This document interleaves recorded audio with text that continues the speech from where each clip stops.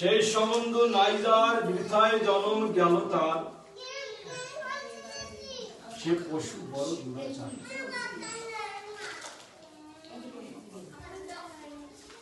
ভগবানের সেবা করার আগে ভগবানের সাথে সম্বন্ধ জ্ঞান করতে হবে। যত সময় সম্বন্ধ জ্ঞানে আমি প্রতিষ্ঠিত না হব, তত সময় আমি সেবা করতে পারবো না, তত সময় আমি সেবা বুঝতেই পারবো না। এই জন্য সর্বপ্রথম সম্বন্ধ জ্ঞান। সেই সম্বন্ধ জ্ঞান সম্পর্কে শ্রী চৈতন্য মহাপ্রভু সনাতন গোস্বামীর সঙ্গে যে কথোপকথন করেছিলেন, সেখান থেকে কিছু আলোচনা হবে।